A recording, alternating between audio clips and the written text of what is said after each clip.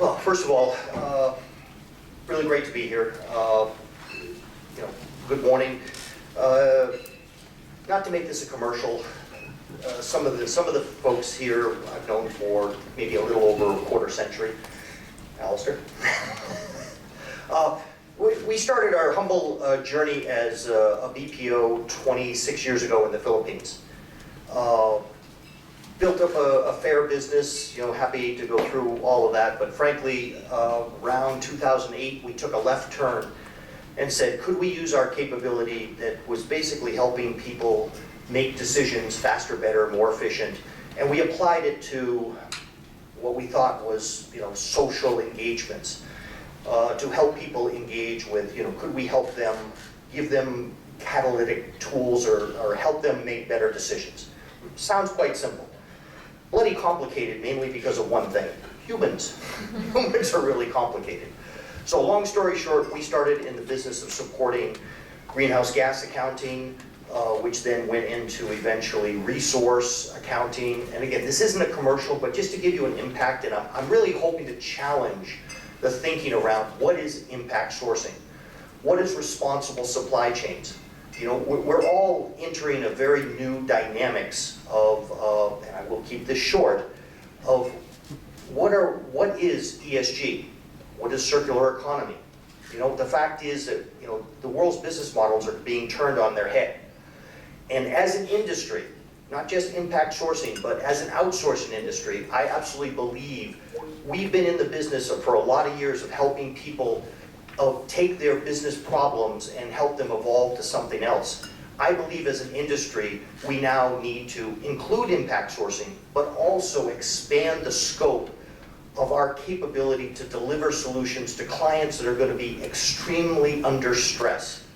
And I'm not underplaying this card. In the coming years, the business models of all of our clients are going to be pushed to the max because of resource depletion and a lot of other things we can cover. But bottom line is, we took the, whether entrepreneurial or crazy decision to enter into the space of providing solutions into sustainable development goals. A big word for we help people with supply chains. But really happy to be here. We'll talk more about it, but I absolutely believe impact sourcing is part of a bigger discussion of how are we going to change the conversation about responsible supply chains. How we help people not only source workers, but understand that they're getting a living wage, but all of the different aspects of how business models are being adapted. So I hope that's some beginning. Yeah, that's great. Thanks, Jim. Pretty good. Right, so it's really clear that impact sourcing is the right thing to do. But, why isn't everybody doing it?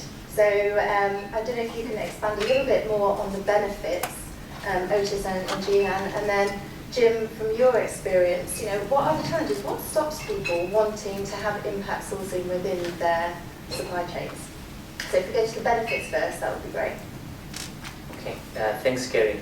So from our own experience and what we have seen, when it comes to the benefits around impact sourcing, I think it's a number of things. Firstly, our customers are looking for areas or partners that can provide them with stable workforces. In other words, you're not looking at high attrition levels. And having run this for the last couple of years, what we've noted is that when we look at where we've got stable in terms of attrition rates, we have seen that more on the impact sourcing side of things.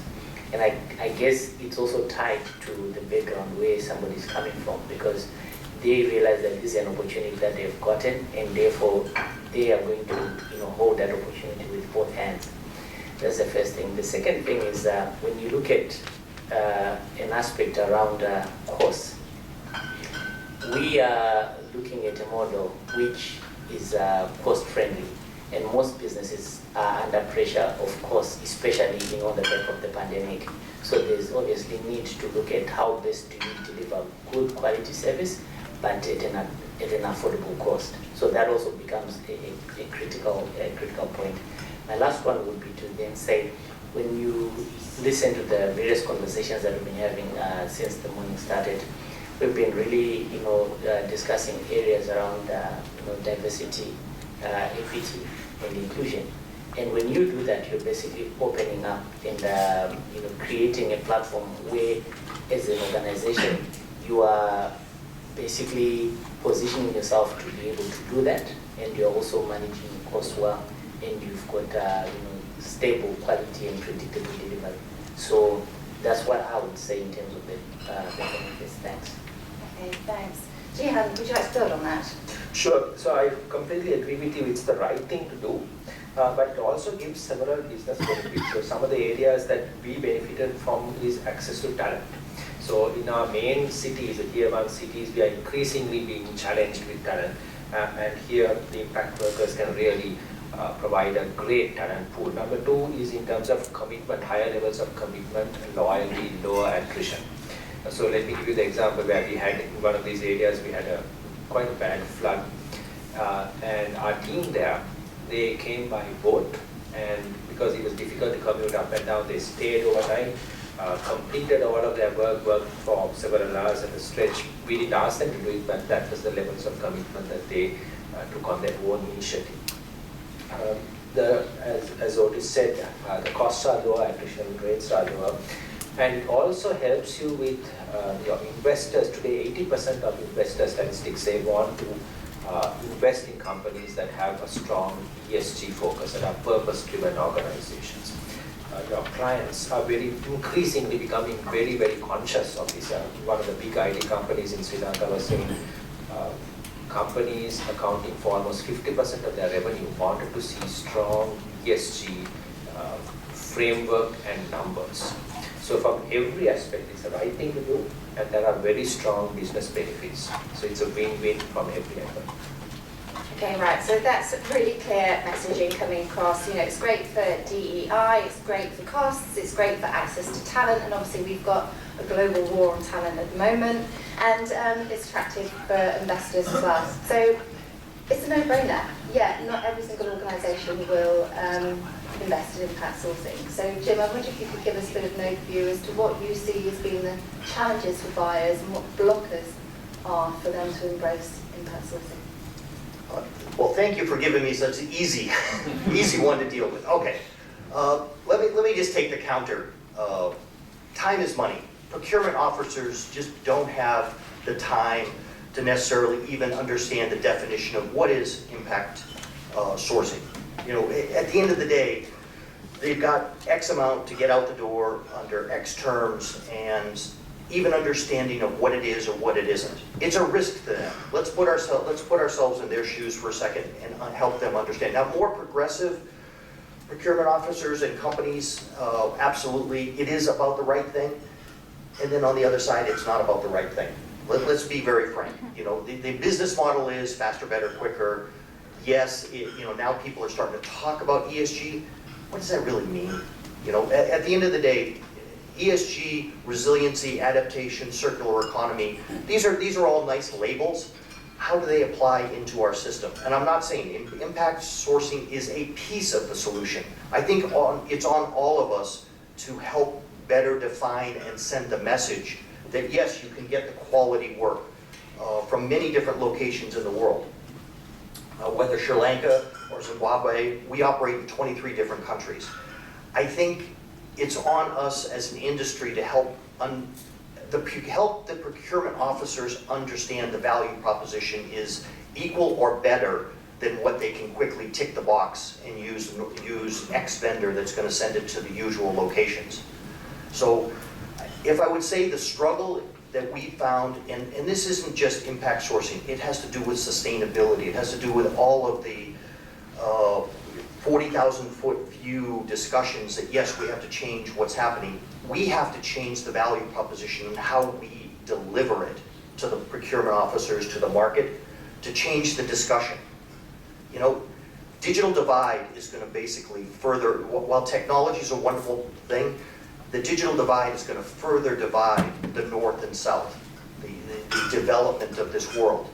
There's so many different mega sort of trends that are going against it, where impact sourcing and our capability to deliver solutions could be bridging mechanisms. So I guess I think this group, this organization, GSA in particular, has a goal of better helping procurement officers that they are not making a risk by choosing impact sourcing, but they're making a proactive step, and it's more of a benefit to their organization.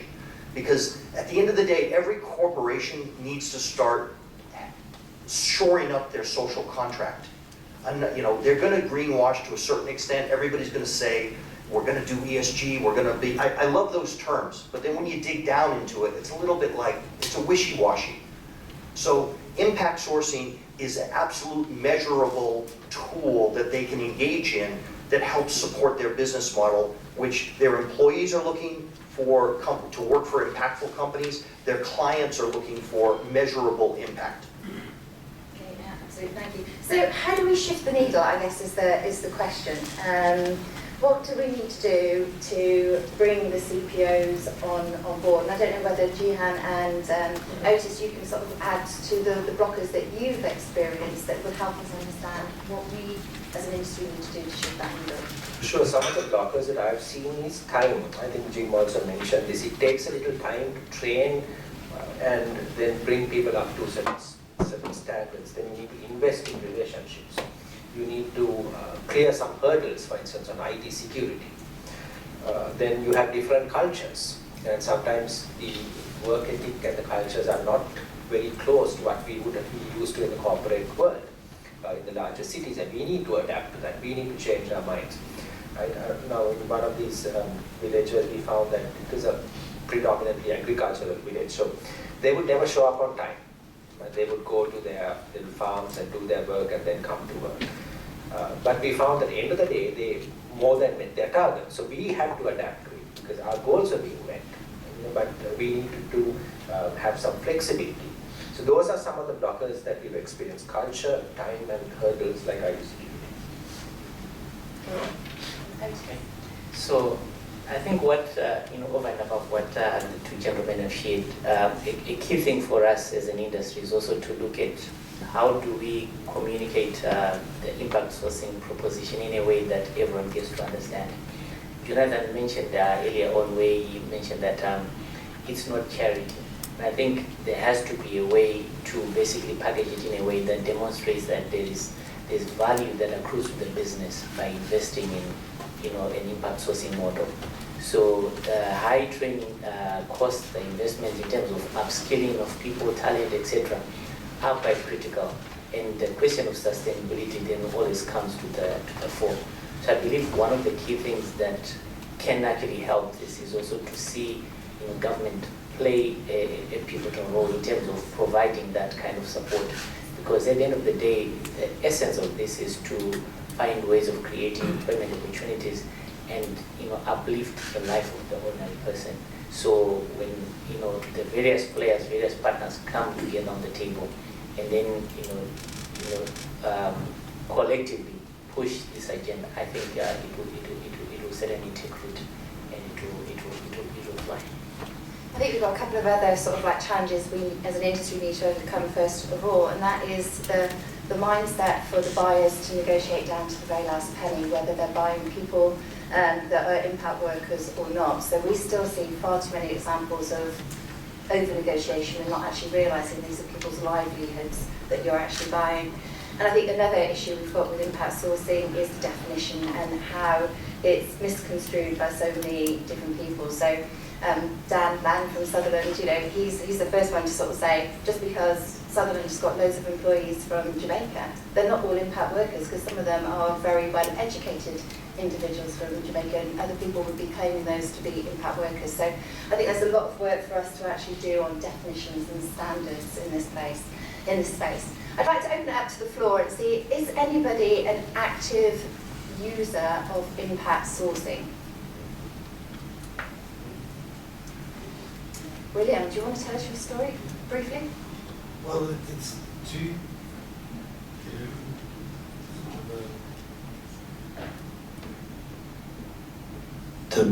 Yeah. So it's two-pronged for us in a sense. So the first one is that some of it's actually in the UK, because our view on impact sourcing is it's where there are economically underserviced areas of the country.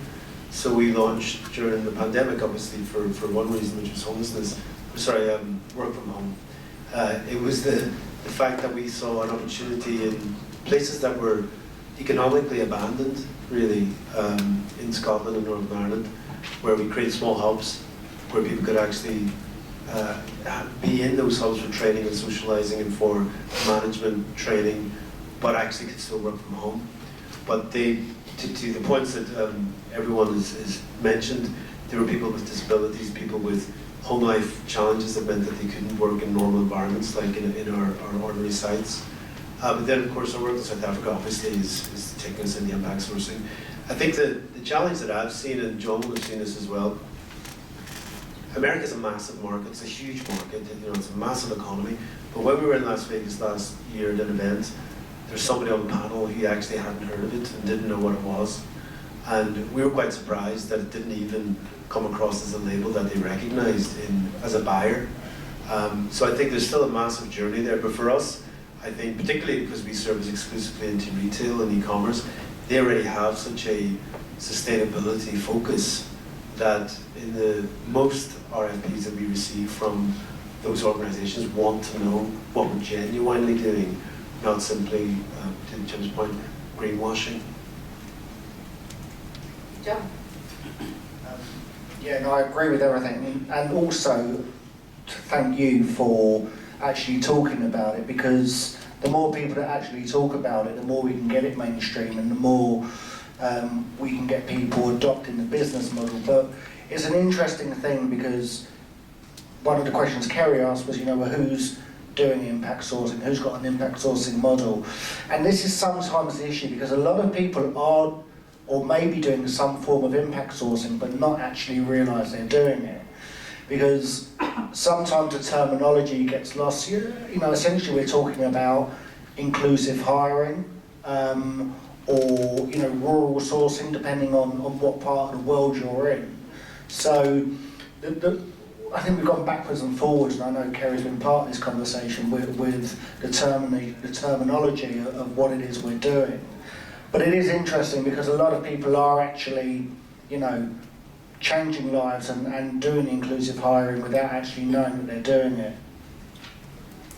I'd like to see if there's a buyer in the room that is willing to share their views on impact sourcing, whether impact sourcing's ever been brought to them by their service providers, and what your response was. So is anybody going to volunteer? Go on, somebody, please. Thank you.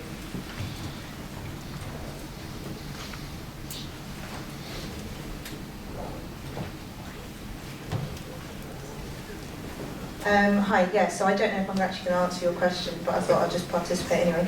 Thank you. Sorry. So I've come here today with a supplier and a buyer's hat on. Firstly, I was going to say that we're a small startup company, so we've got 8 employees.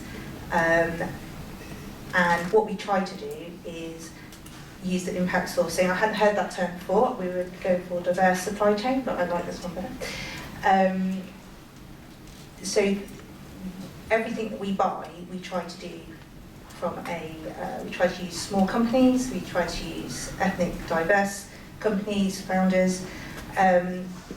So the buyer question was, we're actually in the process of trying to buy or trial mentoring platforms at the moment, but we're only, sorry, I think I'm quite nervous, I feel like I'm shaking a bit. You're best friends. Sorry? You're best friends. Yeah. I don't normally, I like to get out of my comfort zone, so I'm trying to get involved. So my CSO and my CEO have got this saying that even if it's going to take us time and money, we want to do it right. So we've taken a long time looking at mentoring platforms, and we shortlisted down from about 10 down to 3, and it's taking time and it's costing money. And the same with our website, it's the same thing, but we believe it's worth it in the long run. I don't know if that's answered your question. I don't No, know. it's getting across the fact that, you know, you have to commit time and effort to get to the right solution, whether that is time and effort in bringing impact workers into the team or whether it is bringing more diverse suppliers. And we've got a whole day on supplier diversity tomorrow, which hopefully you'll come along to. Sadly, I can't. I'll give you But, the abbreviated version. yeah, that'd be great. Okay. Thank you. Any other sort of buyers that have been offered impact sourcing or would like to? Yes, please.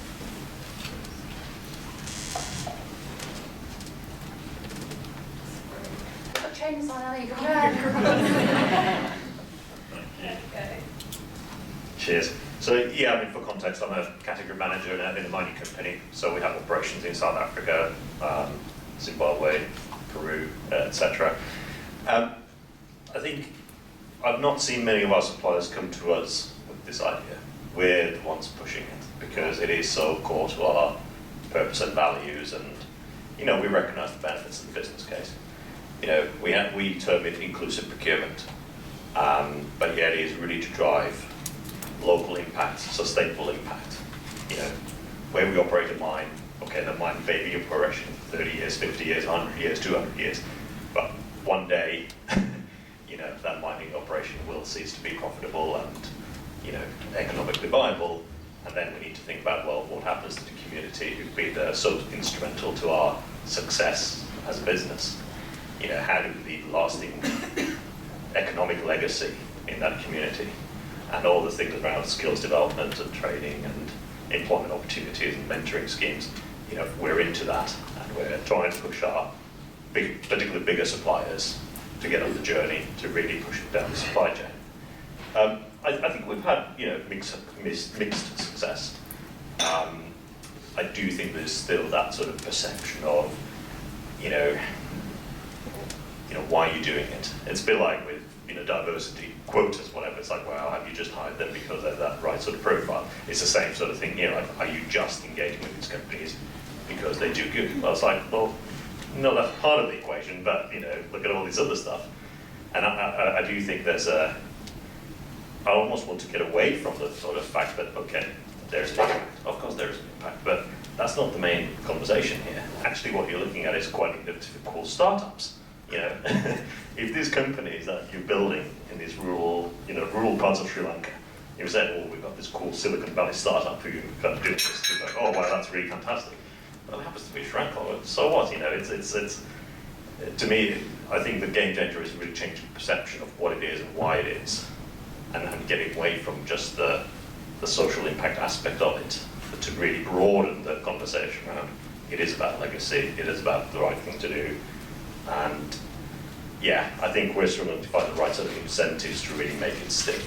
So we're having to really push it at all levels, across the business, across supply chain, across our supply base, to say, come along this journey with us. We can't just dictate it all and say, thou shalt do impact sourcing. We have to lead the way, but we also have to kind of make the case time and time again of why we're doing it, why it's a good thing to do. But yeah, here to learn very much as everyone else. It's still early days. Could I expand upon that? Yeah, please. Again, I'd like to challenge everybody in this room, and frankly, I'd like to use the extractive industry as an example. You know, the extractives have a lot of challenges, and they also get a lot of things thrown at them. But frankly, we all like our phones, and we like our cars, and we like all the products that they actually deliver, but sometimes, you know, let's say tailing management, ponds filled with stuff. Or we now need to trace all the things that they dig up out of the ground and who dug it up, or was it from a small mining. All of this data management is actually part of a responsible supply chain. My point is, impact sourcing is not any different. It's part of a supply chain, and it shouldn't be dealt with any different. It has a value proposition, as well as tailing management, as making sure where that information for their various product or whatever the mines are comes from. all of that is going to be accounted for. We need to be part of that journey and in some way reposition our value proposition to be as valuable as tailing management or traceability for whatever minerals you have to be digging up. So I guess I'm just trying to we're part of a much bigger trend, and I don't think we're attaching ourselves to this tsunami of change. Thank you. Okay, thanks, Jim. Right, yes, question. Sorry. Sorry, I had a question for Otis and Gina, which hopefully doesn't disrupt the flow. I'm in the automation business, and I've been in the automation business for a number of years, and it's often considered as an alternative to looking at lower cost resourcing using people. So do you see that as a threat to the initiatives and programs and the teams that you're building, or how do you incorporate that into your thinking? Yeah, that interrupts it. Thanks for that question. So we actually see it as a part and parcel of the process to enrich what is already being done.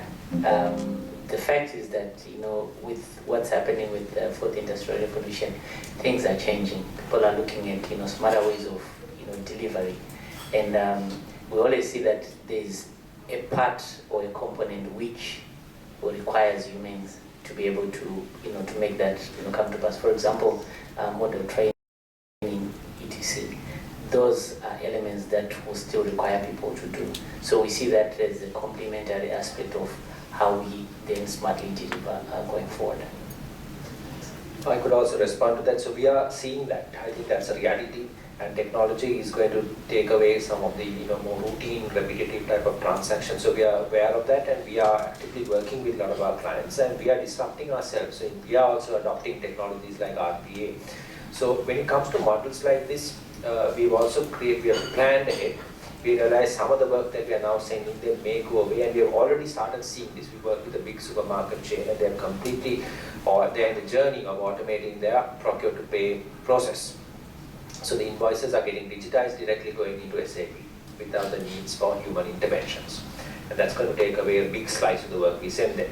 So we have started upgrading their knowledge and upskilling them to take on transactions that won't necessarily get automated in the ensuing years. We've also spoken to one of our clients in Australia. We're very open to them. Normally we don't have no subcontract clause, but we discussed with them and said, this is the model that we would like to propose for you. And they were very open to that. So we started sending new pieces of work to them. So we need to anticipate some of these changes and plan and work around it. Thank you. Was there one more question? I saw a hand.